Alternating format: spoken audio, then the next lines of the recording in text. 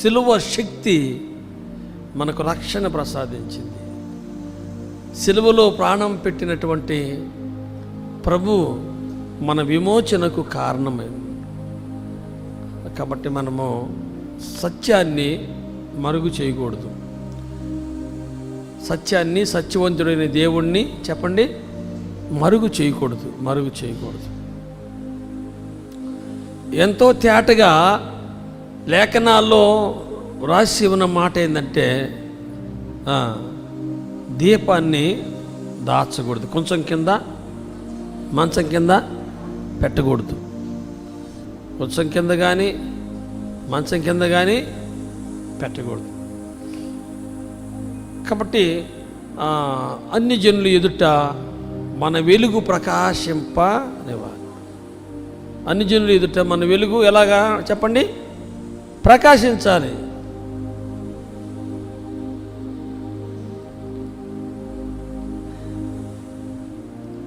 Charging కాదు, ప్రకాశించాలి. ఎలాగా? చీకటి ప్రకాశిస్తుందా? నిజంగా అంటే యేసు ప్రభు నీలో ఉంటే బ్రైట్నెస్ కనబడుతుంది, పనితనం కనబడుతుంది. ప్రభు యొక్క సిలువుని మోసుకుని వెళతా ఉంటాం, ప్రభు యొక్క సిలువుని గురించి చెప్తా ఉంటాం. ఎంతకాలం చెప్పినా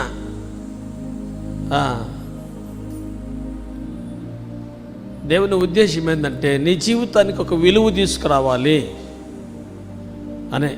అంతే. మనం పొందుకున్న ప్రేమ మరొకరు పొందుకునేలాగా ఆ ప్రేమామృతాన్ని తాగించాలి.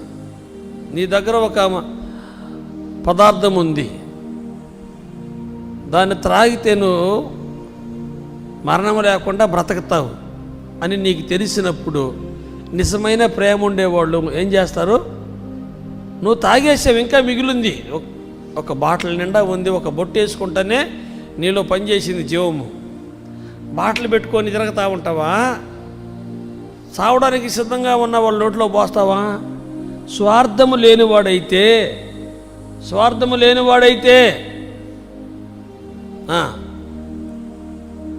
చావడానికి సిద్ధంగా ఉన్నటువంటి వారి నోట్లో ఇది తాగు, ఒక బొట్టు వేసుకో బతికిపోతావు అని నోట్లో వేస్తాను.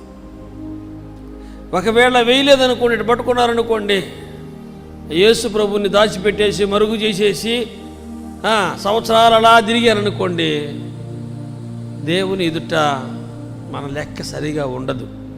మన లెక్కలు చెప్పండి సరిగా ఉండదు. కాబట్టి ఆ జీవం అనే అమృతాన్ని దేవుడు నీ చేతికి కూడా ఇచ్చాడు.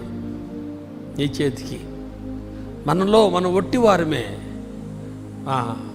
మనము కలిగి ఉన్న ఆయన మాటలే జీవము.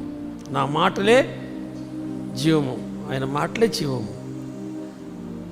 కాబట్టి ఆ ఊటలు, ఆయన మాటల ఊటలు నువ్వు తాగించగలిగితే ఆ తాగిన వాళ్ళు బ్రతికిపోతారు.